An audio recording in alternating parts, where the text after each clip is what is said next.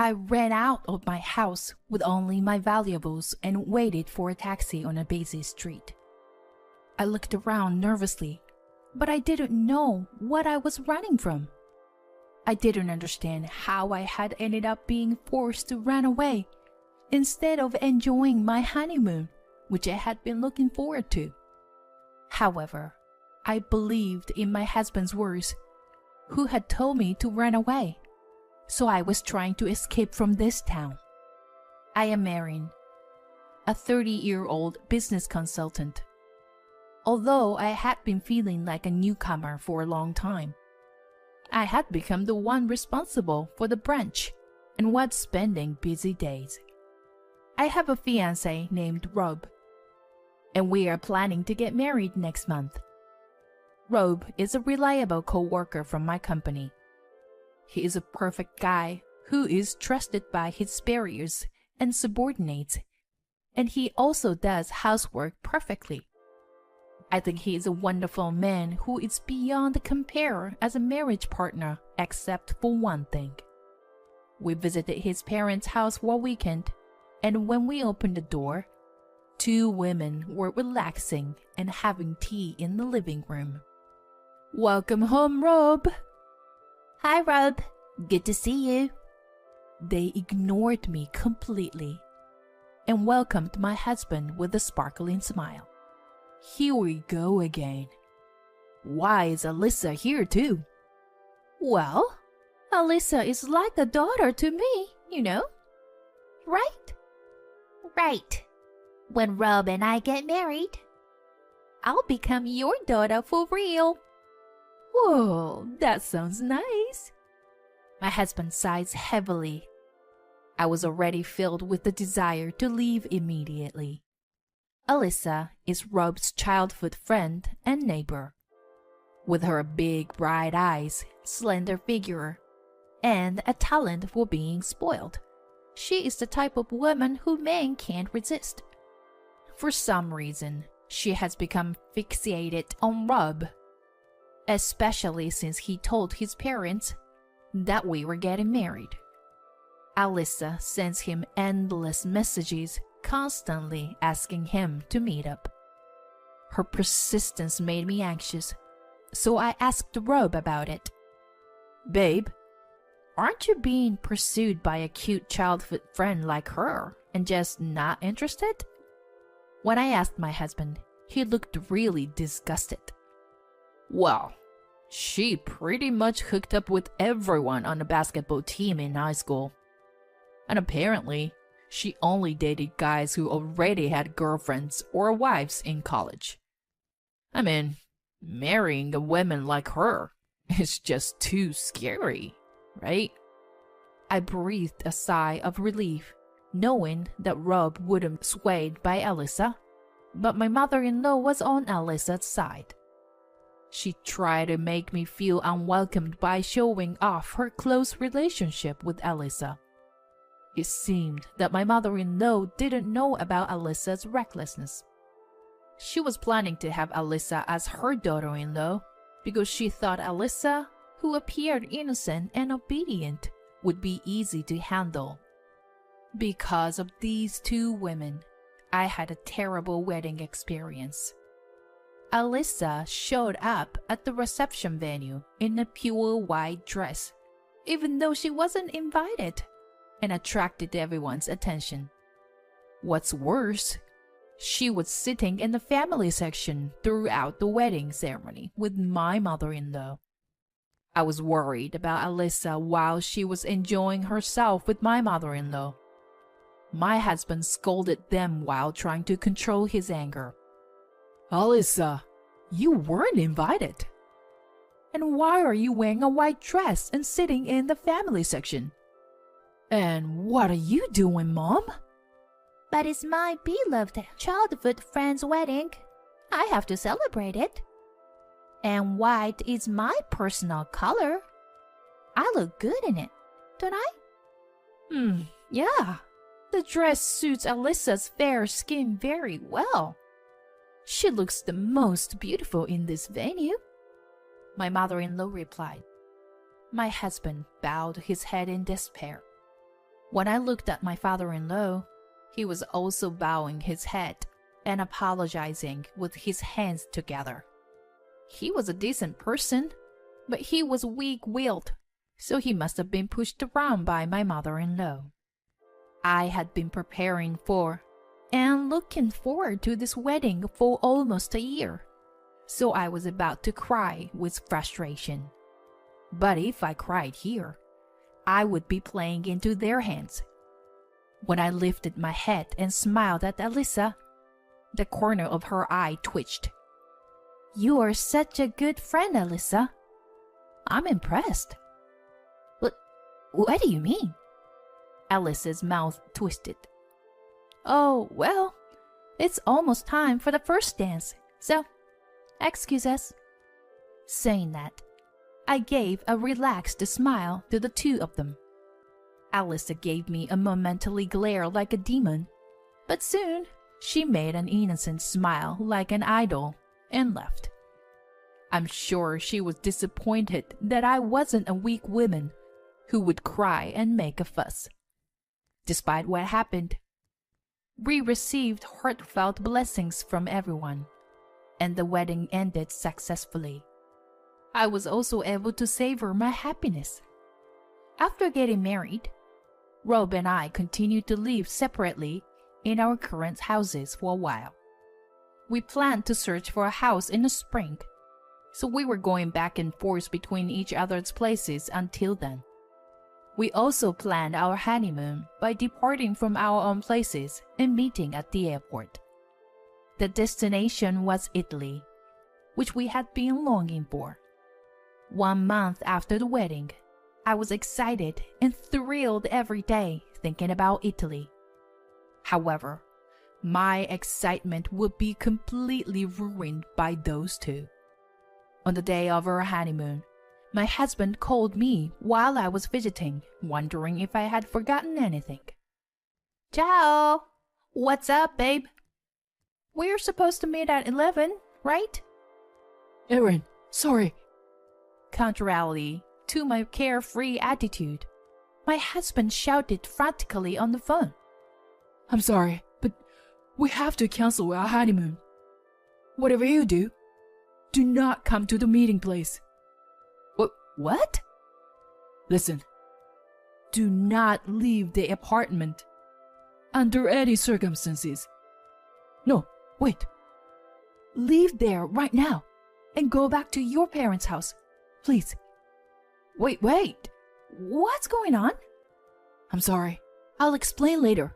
Just please, leave now. And the phone was suddenly disconnected. I stared at the phone in amazement. I felt my joy disappear as I heard my husband's bewildered state, although I didn't know why. Could he have been involved in a crime? Just imagining it sent shivers down my spine. I forced my feet, which were about to shrink in anxiety, to move and decide to go to my parents' house, as my husband had said. Of course, my parents were in a panic since their newlywed daughter, who was supposed to be on her honeymoon, came back looking pale. I think they were even more worried because they had seen the ugly behavior of my mother-in-law at the wedding. I was in trouble because I didn't even know why I was there and wanted to explain the situation. Then, a call came from an unknown number. It was the police. The police officer told me the reason why he called me in a softer voice than I had expected. Residents reported that there were women shouting loudly while knocking the door of your room. So we secured them as they seemed excited. However, this woman is claiming to be your mother. What? My mother? What? Me? I exclaimed. And my mother, who was right next to me because I had to put the call on speakerphone, also shouted in surprise. The police were surprised to hear my mother's voice. I was also momentarily stunned, but I soon realized who the women were. It was my mother-in-law. and probably Alyssa was with her too. I didn't know why they had come to my place on the day of my honeymoon, but my husband had probably panicked because of them. The time for the flight we had reserved had passed, and our honeymoon was ruined because of them. I told the police officer firmly in a strong tone. My mother is next to me. Those people are strangers. Wait, Erin, it's me. It's me. My mother-in-law shouted on the other end of the phone, but the police officer seemed to sense something. Thank you for your cooperation, ma'am. I hung up the phone after hearing these words. Probably my mother-in-law and Alyssa had come to my apartment to hurt me. Several hours later, late at night, my husband appeared at my parents' house. As expected, it was my mother-in-law and Alyssa, who had been taken care of by the police. They had planned to detain me when they learned that we were supposed to meet at the airport. Their scenario was like this. Alyssa would run to my husband, who was waiting at the airport, and lie that I had eloped with another man. Then Alyssa would comfort my shocked husband and take him away. Then they would go on a honeymoon trip together, and maybe Alyssa would deepen her love with him instead of me. It was such a ridiculous plan, and I couldn't help but be amazed by their shallowness. But their plan wasn't just that. After detaining me, I was supposed to be taken to a man picked by my mother-in-law. He was a 45-year-old unemployed man who was her brother. They had even put Alyssa's cousin on standby in a car for this purpose, which sent shivers down my spine. The reason why my husband knew about their terrible plan was thanks to my father-in-law. He happened to encounter my mother-in-law and Alyssa discussing their plan on the day of our honeymoon and contacted my husband. My husband and father-in-law went to the police to handle everything and finally came to my parents' house. My husband apologized for canceling our honeymoon and for his part in handling everything. He had done everything he could, but he looked exhausted after just one day. I was sad and frustrated, but I couldn't blame him. However, I would never forgive my mother-in-law and Alyssa.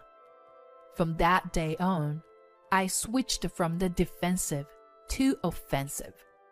First, I demanded that they pay for the cost of repairing the apartment door that they had broken, as well as compensation to the management company for the inconvenience caused. I even demanded that they pay for the cancellation fee of the honeymoon trip, which cost almost $15,000 in total. Of course, the two of them resisted. It's not my fault. It's Rob's fault for not being honest, even though he likes me. I just want your happiness, Rob. All right. I understand. Oh, yeah? Rob, I know you have feelings for me. I mean, if you are not willing to pay, then we will have to take this to court. Huh? Court? If this goes to court, I'll have to pursue the fact that you tried to kidnap my wife too. And then the cost and the compensation will go up. When my husband mentioned the word court, my mother-in-law began to tremble, and Alyssa burst into tears. Rob, will you forgive me, right? I'm important to you, right? No, and no. I will never forgive you. Alyssa let out a small scream as my husband glared at her with cold eyes. How can you do this to me? But you love me too, don't you, Rob? How can I love a woman who'd string multiple men at once, including married men? My mother-in-law looked shocked when she heard this. And I also supported my husband. You said you liked Rob, but wasn't it only after I got engaged to him? I bet you suddenly became interested in him as soon as he belongs to someone else. Wait, what? You, Alyssa. Alyssa's eyes swim with agitation, and she points to my mother-in-law and yelled, Rob, your mother was trying to use me because she didn't like Erin. Alyssa, are you really trying to put the blame on me? Rob, she's lying. I was trying to stop her, you know. As the two of them started arguing and almost getting into a fight, Alyssa's parents and my father-in-law intervened and settled the matter. They decided to split the costs equally. Alyssa's parents, who had not noticed their daughter's outburst, apologizing profusely. We also made a written agreement that if Alyssa and her mother approached us again, there would be penalties. The plan had failed, but it was too malicious for us to forgive them. 3 years later, we were living peacefully with our son when a man visited us. He introduced himself as Alyssa's fiancé, dressed in a smart, expensive suit. When he went to Alyssa's family home to greet her parents, he happened to meet one of her classmates, and the classmates told him about Alyssa once being obsessed with my husband. We hadn't heard her name in a while, and were taken aback. That classmate was probably someone who attended our wedding and witnessed Alyssa's misconduct. I heard that Alyssa was planning to steal you away or something like that. I thought it was just a joke, but I noticed that Alyssa looked pale and shaken. So I did some investigation. You and Alyssa are childhood friends. You're not with her, right? Of course not. We've never even dated. Rob's statement put Alyssa's fiancé at ease. Rob continued. However, there's a possibility that she's dating someone other than me. Huh? The Alyssa I know seems to be going on dates with different men every day. She even showed up at our wedding in a white dress and confidently sat in the groom's family section without being invited. That's... If you were going to investigate, I think you should widen the score beyond just me. Yes. Thank you for your time. Excuse me. Then Alyssa's fiancé replied in a barely audible voice and left our home unsteadily. It seems that Alyssa's fiancé was the son of a well-known company president and financially stable. But his family was furious when they found out about Alyssa's deception. Not only has she been seeing other men while engaged to him, but there were several of them, and he had broken off the engagement and was also demanding compensation for damages. On top of being abandoned by her fiancé, she was also in debt. It's time for her to realize that a life of deceiving others is coming to an end. I don't really care about her, but it's so satisfying to see her get what she deserves. On the other hand, it seems that my mother-in-law and Alyssa engage in catfights every time they see each other, which is caused by the fact that they live nearby. I feel sorry for the neighbors who are forced to witness their ugly fights. In addition to that, my mother-in-law seems to be restless every day because she can't even meet her first grandchild. While my father-in-law happily comes over to our house with baby supplies, she watches him leave while biting her nails. Although she had sent baby clothes and toys to us a few times, I returned them without even looking inside. Amidst not being able to see her grandson or son, she must be grateful for the kind presence of her husband. As for my own family, this year, when my son turns 4 years old, we are planning to make up for our cancelled honeymoon. We are going to Italy. The unpleasant memories of the day are fading day by day, but I want to make unforgettable sparkling memories that will last a lifetime this time. Ciao! Ciao. You're good. Alright, next is buongiorno. Buongiorno. I smile as I watch my beloved son and husband practice Italian in the living room. They are my happiness, and I will cherish them as long as I live.